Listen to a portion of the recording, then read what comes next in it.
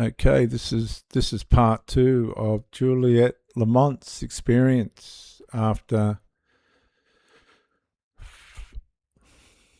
navigating into the Israeli blockade, asking to be stopped, but continuing on regardless, and then suffering the consequences of that. Let's carry on. It look like? What was the environment around that? It's huge, it's monstrous, it's grey, it's about 70 metres long. It has, a lot of weaponry on it. It's probably the most ominous thing that I've ever seen in my life. Wow. Yeah. Okay, so you've now got a civilian being put possibly on a destroyer, a naval destroyer, or something of that nature. I mean, what did she think it was going to be carrying? Ship containers or baskets of fruit? They deliberately challenged the IDF blockade. They basically challenged the IDF Navy. They knew they were going to do that before they left port. The IDF knew they were going to do that before they left port. And now we've got somebody who's describing an experience that she deliberately put herself in, under the inference that nobody in Gaza is being fed. There possibly will be no one left alive by the time they get there. But we're gonna forget about the United Nations and everybody else. We're going to forget about the warnings not to go into the war zone. And we are going to try and defy the IDF Navy. That'd be like a bunch of Chinese people coming over with bags of fried rice, right, being asked not to come near our shores and just sailing on up to the Australian Navy or Coast Guard who's gone out to say, we told you not to, now get on here. It's no different. They're in complete defiance. Now, that sounds like I'm undermining the motive and the heart of Juliet Lamont. No, I'm not. But this is starting to get a little bit far-fetched. We were taken to that at high speed. It probably took about 35 minutes to get there because we were at the front of the boat and nobody had any harnesses on. Our medic Naufa, who is a beautiful Malaysian Muslim doctor, almost fell off the boat. Okay, so what she's saying is, listen for a minute, they were unsupervised and just left to dawdle around the front of the boat. This is going to get so, the only way I can describe it is fictional. She would be a very successful filmmaker. They almost had a man overboard situation. The Israeli occupation forces didn't help us with that. They seemed to think that that was kind of funny, that one of us would fall off the boat. Can you see the level of undermining and defaming and decharacterising that's going on here? If my granddad, who was in the Australian Navy, spent many years of his life in the Navy, I can tell you right now that the Chinese wouldn't even behave like this. The Australians wouldn't behave like this. If anybody that knows really knows the Israelis, they're a democracy. What makes you think they're going to carry on like pirates? Honestly, what makes you think the Israeli Navy is going to carry on like pirates? This gets so fictional, she needs to make a movie because she'll make millions out of it for the people that believe it. And then even being able to be transferred to the prison boat was a really dangerous thing because you're in a Zodiac and there's a lot of wash and it's just a really hectic situation, and there's a kind of a ladder that is on the side of the prison boat and you're kind of sort of launched onto that and then dragged up. And kind of...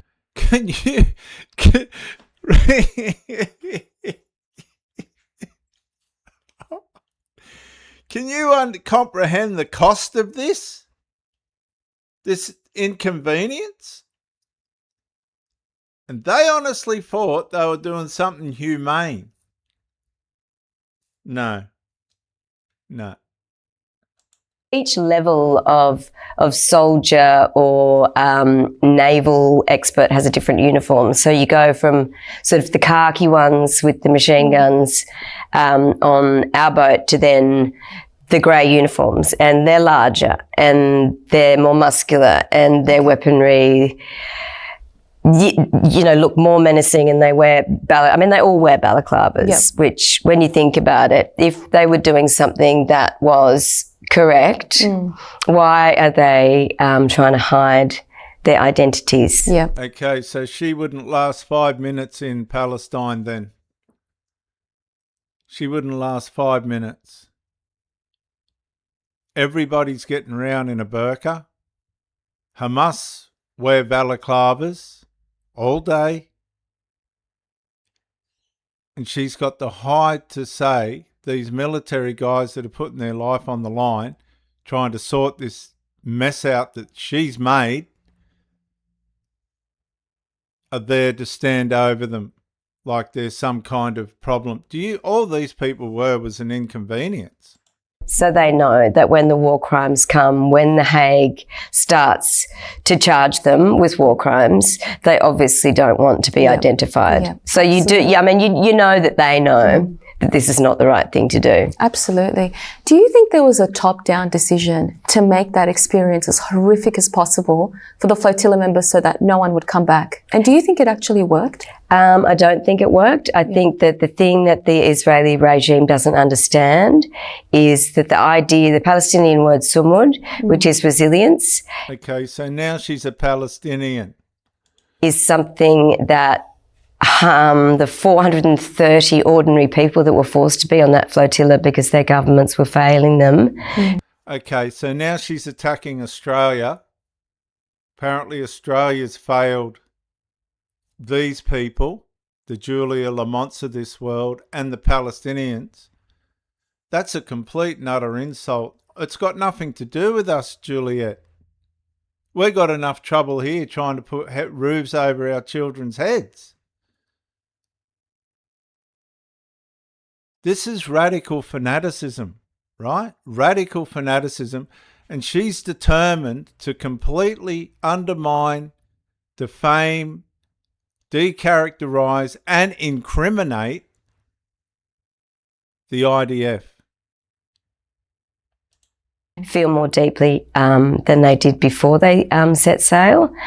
That we realise that being in solidarity with a really vulnerable population who the Israelis are hell-bent on the complete erasure of.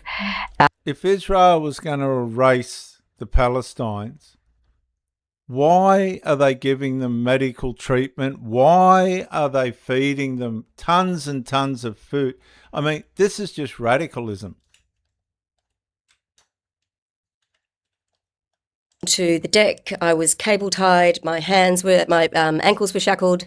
They put so much water under my face, I had no ability to move, and every time I tried to get away from the water to stop sort of gurgling and drowning, they'd slap me again, stand on the back of my legs. Well, that's interesting, because she said before that they were going to fall overboard. So how would she know that if she was face down in the water with her hands tied behind her back? All right. There's a lot to be questioned about here. For about 20 minutes, I thought that I was going to drown. And that was, that was the welcome to Israel, because that's exactly what they said when I got on the boat. Welcome to Israel. You're going to really enjoy this, is what they said. Other bodies would be thrown onto me. It was sort of like sardined, and you could feel other people kind of, in different, different levels of anguish, lots of screams, lots of thudding. Then I was dragged sort of along a corridor. They looked at my passport. They recognised that I'd been there before, and they told me that he had an American accent, and he said, "I want to kill someone today, and it potentially might be you." And then, can you believe that? Like, honestly, can you believe that? because I can't. I just can't. I just can't believe this. That's not how naval discipline works. She's making them out to be pirates. And I was dragged towards what we sort of ended up calling a torture tunnel. Okay, so we've got a prison ship and a torture tunnel. It's a shipping container that, kind of had an entrance to it where you could vaguely see the silhouette of 5 soldiers inside, and I was pushed inside that space. I was slapped and kicked. I was sexually assaulted. They threw me on the ground. They broke my coccyx, kicked me in the back. And the strangest thing, and the thing that I remember the most is not the blows, and it was not the sort of like the internal sexual assault. It was this really, really big man who was pulling at my hair like a child, like a boy would in a playground, doing it to a girl that he didn't really understand. It was like, it was really infantile and puerile. Juliet, I apologise for being It's too hard to believe. The delivering of aid and the ending of arming Israel was their responsibility. I felt forced to go on the flotilla, but I also felt like it was a moral obligation, and that if you love people and you love the world that you live in and all the people that inhabit that world, love is a verb, and that means doing something. You can't, it's easy to talk about it, but the next extension of that is to do something. So that's not to say that I wasn't terrified. Absolutely, both times. But I couldn't look at myself in the mirror or talk to my children without doing it. So, So because the government had let Juliet Lamont down and she was going to be unable to speak or face her children or herself, her statement suggests that joining the flotilla was merely a political choice, but more than that, a moral obligation. She frames participation as necessary to remain true to her conscience and to the example she wished to set for her children. I wouldn't be encouraging my children to go up against any navy. The language reflects strong ideological conviction, and personal identity investment in that ideology, where not acting would have created greater moral conflict than the risks of participation. Didn't really get in the way of getting on the boat a second time. Wow. Especially with the first time, because you had experienced being detained. So you knew that there was somewhat, what was to come or potentially to come. When Israeli soldiers, they boarded your vessel, one of the first things they said to you was, "Welcome to Israel. You're going to enjoy this." Walk us through the moments that came after that. I suppose that the first thing that was really markedly different about the second flotilla was how brazen the Israeli occupation forces were. They intercepted us in the daytime. Yep. Last time we got 24 nautical miles from Gaza. We could see it in the morning. Yeah. We really believed that we would deliver the aid. It was heartbreaking that we didn't. This time they intercepted us in international waters, I think 270 nautical miles away. So we were just south of Cyprus. We were on a legal mission. Technically, we were kidnapped.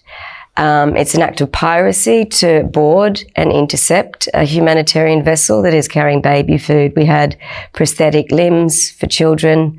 We had metal plates to help, terrible shrapnel wounds for children, a lot of medicine and food. And we had 42 boats. There was 430 humanitarians from all around the world. And we started to hear that some of the boats at the back of the flotilla were being intercepted. So we knew that it was coming. And so we prepared for that. The training is that They knew that it was coming when they sailed off. You get on your life-saving device, your inflatables. You have to get rid of kitchen knives because they can say that, that's a weapon. we've got our phones and they have to be thrown away straight away. But we filmed them coming towards us. We talked. There were 7 people on my boat. It was called Bianca, and So they filmed them coming towards them. They must have done that live, and then they've decided, no, we're going to have to throw our phones over the boat. Well, what have they got to hide? Honestly, they're saying that the Israelis wore things over their head because they had something to hide. Well, they've created the first act of something to hide by throwing away their phones. What was there to hide on your phone? I had a beautiful woman from Malaysia who was a medic, someone from Peru and Bolivia, a really lovely sailor from Germany. We talked about what our red lines. I just want you to see the contrast between the way she's talking about the people on the flotilla, which are all, there's a few of them suing each other for sexual abuse on the flotilla now. They're suing each other. How much she's talking all them up, and yet we've got the IDF, a bunch of pirates. Incredible. Were in terms of when we would acquiesce and when we would surrender. Okay. And within that, we are non-violent. Mm-hmm. But one of the red lines was, if they shoot at us, we will surrender. Yeah. And the shooting started within about 2 meters of them getting on the boat. They shot above our heads. So they didn't shoot in the air. They've more or less aimed towards us and shot. Well, I mean, this is starting to sound like Somali pirates hijacking a boat for food and money and ransom. This is how far-fetched this is. I'm sorry, Juliet Lamont. This is about as far-fetched as you can get. I don't think they were live bullets. I think they were rubber bullets, but they were loud. I'll even go as far as presuming what types of bullets they were. And they were close. And we didn't have a safe word. We just had a look, and we'd practiced the look. And the look was, it's time to stop the boat and surrender. So that happened really early. We'd planned that we would keep pushing. We were on autopilot. The boat was going about 8 nautical miles. We had both sails up. So we had sort of planned, and maybe it was a bit cavalier, that we would continue on our mission. But as soon as they opened fire on us, we decided that that's when we would, give in, really, and surrender. Wow. And the big part that she left out there was they were warned repeatedly to stop, which is part of the procedure. Naval procedure. You need to stop. And they defied it. The vessel's contacted by radio.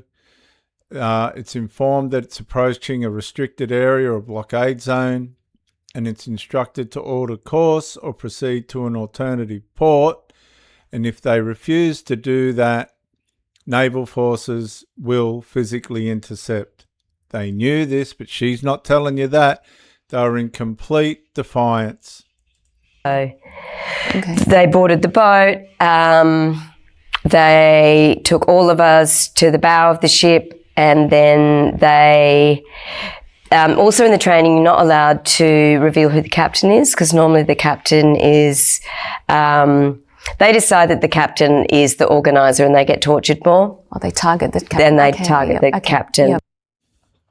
That is, like, I mean, honestly, this woman is a filmmaker.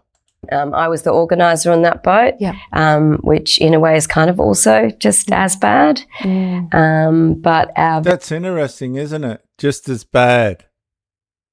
Okay, just as bad, just as punishable.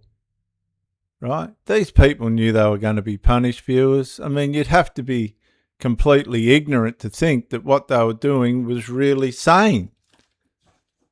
It's so far out of order. It's not even sane. Very brave and protective German captain, Uwe, who's in his 70s and is a seasoned mariner. He immediately said, "I'm the captain," which was really scary for all of us, because we thought... No, it wasn't. It was really relieving for all of them, because that was one less worry off their shoulders. I'll see you in episode 3, viewers.